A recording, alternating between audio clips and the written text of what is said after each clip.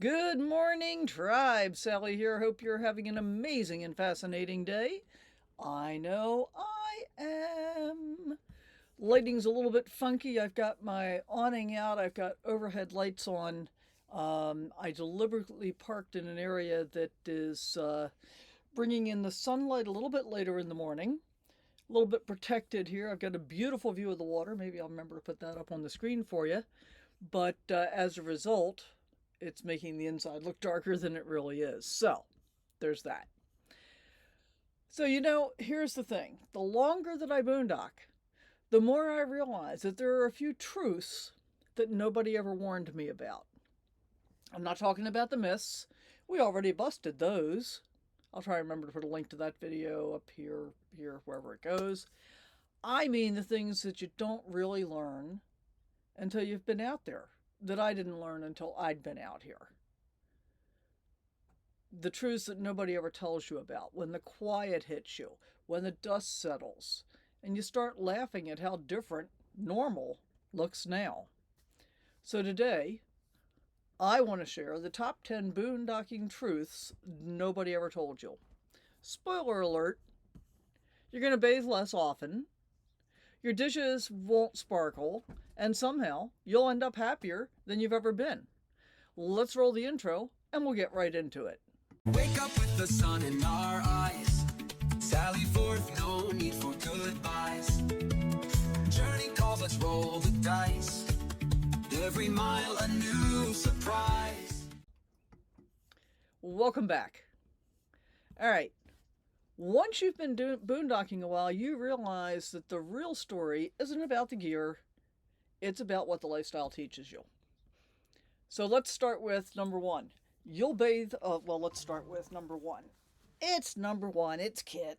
You're number one, aren't you? Yes, you are. Yeah, you're number one. You'll bathe less often than you ever thought you needed to. Remember, I remember, when I lived in a house, I'd shower at least once a day and sometimes twice a day, depending on what was going on. And that first week, you'll feel guilty about skipping a shower. By week 3, you'll just high five yourself for remembering baby wipes. And honestly, you realize people worry a lot more about being fresh in the city than they ever need to be out here. And you'll also understand the difference between what society has taught us about being fresh and clean versus what the truth and reality is. And I joke about the baby wipes. It took me about a year or so to figure out I can't use baby wipes. I can't use any of the and they're great if you can use them. They're little fold-out washcloth sheets that you wet with water and you don't have to rinse off. But because of all of my allergies to so many different things, I'm allergic to almost everything, almost every baby wipe I've ever tried. I'm allergic to those soaping, no rinse washcloths. But if you can use those things are great because they really do work very well.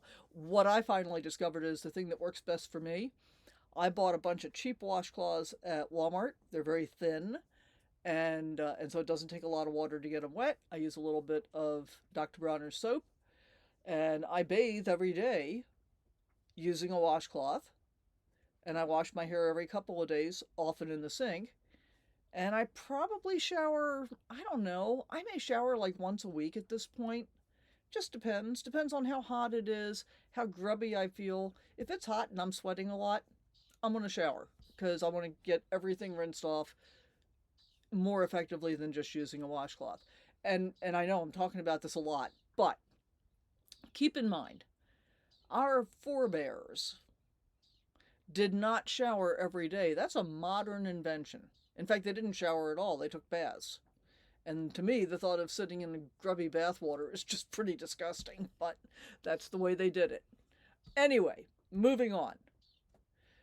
Not only will you not be as clean as you typically thought you needed to be, number 2, your dishes will never be as clean as they were in a house.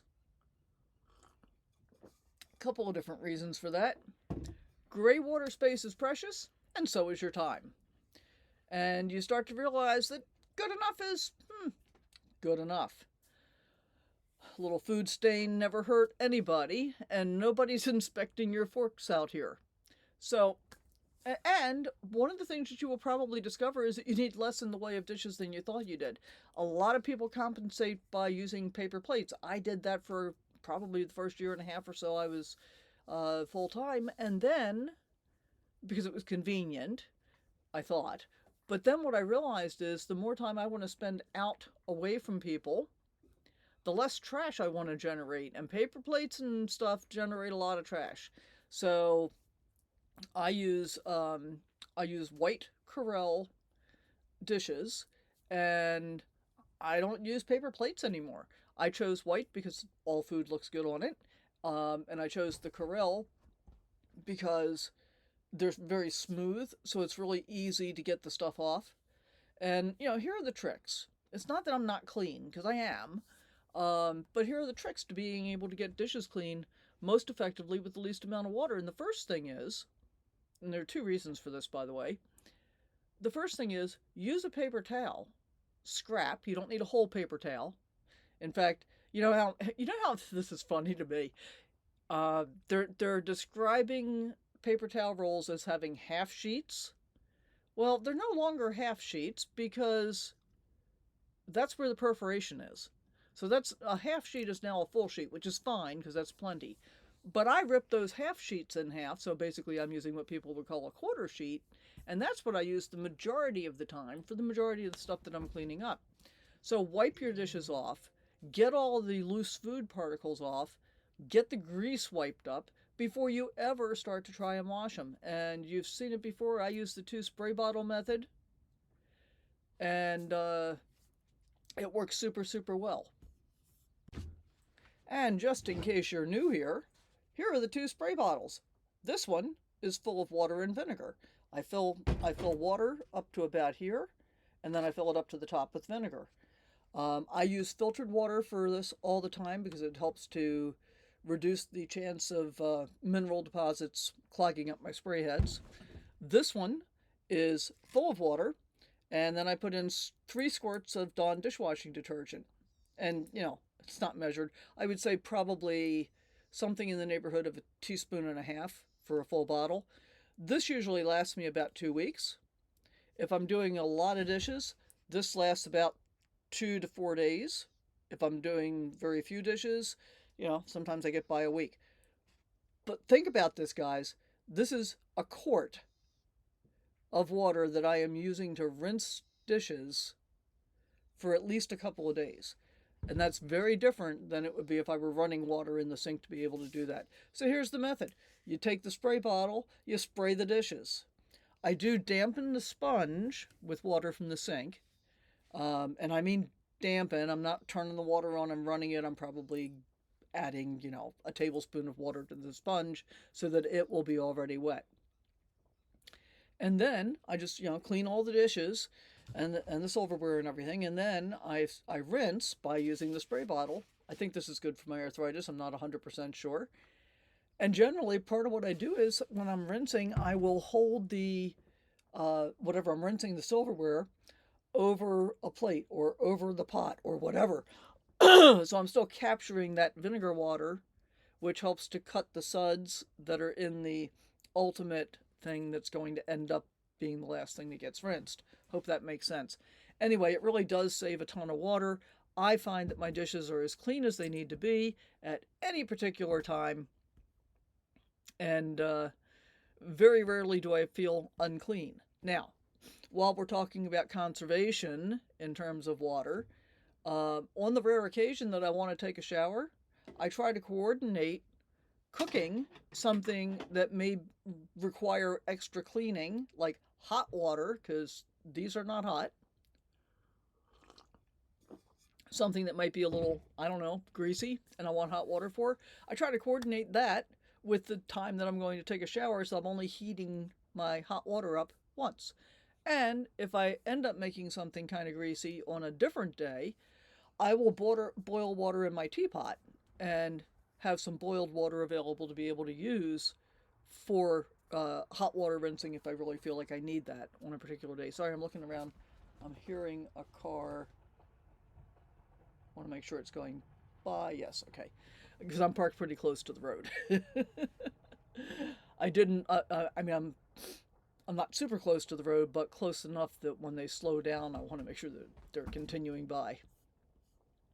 All right, let's move on to number 3. Dust becomes a food group. Yeah, you'll fight it at first. You'll sweep on a regular basis. You'll be wiping it up. You'll be repeating that over and over and over, and then you'll surrender. Dust becomes a permanent ingredient in your meals, and you start to think of it as seasoning from the road. Now, dust is everywhere. And, we spend a lot of time in the desert. There's a lot of wind. The wind blows the dust around, yada, yada, yada. Every once in a while, I go through and do a deep cleaning cycle. Yesterday, I spent actually a fair amount of time working in the storage area that's opposite my bed, which is made of 3 different bins that have tops with recessed lids. And I looked at the one and I said, wow, that's looking a little dusty. So I took everything off and I cleaned it completely. And then I opened the bin. I took everything out. I reorganized it and put everything back together. And I did that for 2 out of 3 of the bins. I haven't done the 3rd one yet. So to me, it is more important to be tidy than it is to be super clean. But I do go through periodically and do it like a deep clean cycle like that. Number 4, silence will spoil you more than any luxury resort ever could. There's a moment, maybe your 3rd or 4th night out, where the only sound is wind and the sage. And you realize that this is what peace actually sounds like. After that, RV parks feel like standing in traffic. And a great example of that is I spent 3 nights in an RV park before I came out to where I am now. And I did that because it was bloody hot and I wanted to be able to run the air conditioner at will without having to think about, how much the engine needed to run for that to be able to happen. And I have a whole method for finding the choice of when I'm going to go to an RV park under those circumstances and when I'm going to just run the generator to be able to run the AC. The short version of that is about 5 hours of generator use is often enough of a break-even point for me to get a cheap RV park. Usually I do Passport America, and usually it's $15 or $20 for the night. The one that I was in is probably one of the more expensive ones I've been in. It's also one of the nicer ones. I think it was $27 a night, and it was right on the Colorado River. They had a lot of amenities, which I didn't use, of course. And it was still pretty quiet because we're still pretty early in the season. But that's just how I do it. Number 5. Solar power teaches you patience. You stop thinking in hours and start thinking in amps or percentages. Suddenly, clouds are your nemesis. Sunshine feels like a gift from the heavens. And when you finally get a full charge, you feel like you've just won the lottery. This one is absolutely true, guys. And it became abundantly clear to me all the time that I spent up in Yellowstone, where it was like, if I could get to 90%, I felt like I was doing well. And basically every 4 days after when it was my day off, I'd have to leave and go run the generator to be able to get my batteries charged up enough to get through my next 4 days of on the job time. It was tough. When I'm out in the desert, usually that's not a problem at all. And even in the wintertime, even though the sun is lower in the sky, and this is part of the issue with where I chose to park right now, you can see the trees behind me are pretty close. All of the reeds and stuff like that. Because I am parked, I'm gonna have to put a picture up that shows you the view out my front window because it's pretty amazing. But because of the way that I parked here, the sun comes up, gets to the roof actually later than if I had parked someplace else where I'm more out in the open. I'll be back out in the open shortly. Just wanted to do this for a few days because it's still pretty bloody hot and I want to keep the sun off the RV for as long as possible. All right, number 7. Level ground is worth its weight in gold. You'll spend more time checking the slope of dirt than you ever did reading your mortgage contract. Well, that's not really a fair statement because I know most of you never read your mortgage contract because I'm a real estate broker. I know most of you never read anything. That's why I did a whole bunch of videos about real estate contracts because I could get you to watch a video. I couldn't get you to read the contract. But you will learn to read the ground. And when you finally find that perfectly level patch, you'll guard it like buried treasure. Because you'll be like, oh, maybe I'll run into town and get some groceries. Maybe I'll wait another day or so because I'm level. Look who hopped back up. Hi, baby boy. Number 8. Wind will humble you faster than any person ever could. The first time it hits 40 miles an hour, you'll be sure you're being abducted. By the third time, you'll roll over and think, that's just Tuesday. It's Mother Nature's way of keeping you humble and reminding you who's in charge. Wind is a real thing, especially in the desert. Because I'm retired, because I've got all the time in the world, I check the weather forecast and I will most often choose not to drive if it's going to be windy. I'll just sit where I am. And sometimes, if the wind's going to be super strong, and 40 is pretty strong, I will. Why are you licking? Hey. Could you stop with the licking? What do you think? Is this an important point? Should we talk about the wind? Because you don't love the wind either, do you? No, I know you don't. It's not windy now, though, so that's good. Okay, good boy. Just recently, when I was out at Borrego Springs, the weather forecast indicated a big windstorm was coming through the following day, and it wasn't supposed to ramp up until about 1 o'clock in the afternoon. About 11 o'clock in the morning, it was already starting to pick up, and I realized that I was sitting broadside to the wind. So the wind was hitting the side of my RV, which meant that I was rocking a lot. And I did what I'm going to recommend that you do under those circumstances, which is I actually turned my RV so that my nose was pointed into the wind.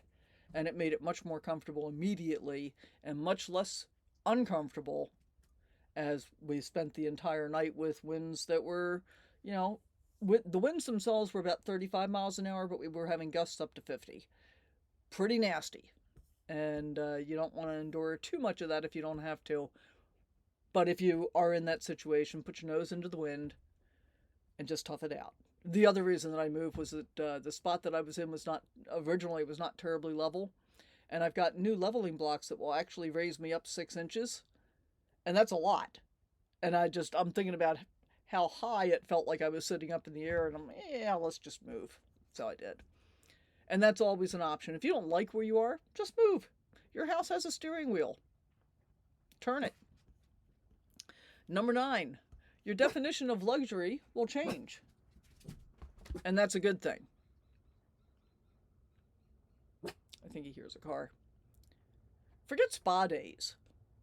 A real luxury boondocking day is when your fridge is cold, your tanks aren't full, and Starlink's behaving. That's living large.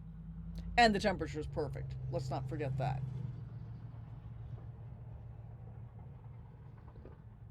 And you've had a shower recently. And everything becomes very different when you get used to this lifestyle, when you learn to love this lifestyle.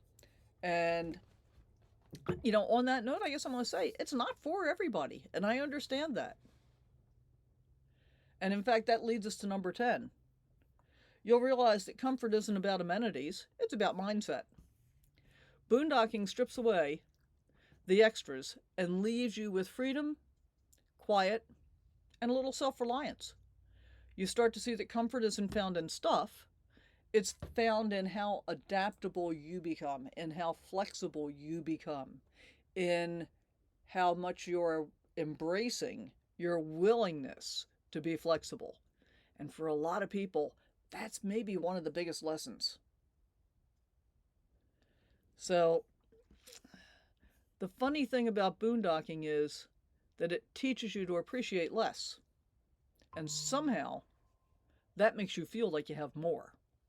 These truths might sound like hardships, but they're really just lessons in simplicity.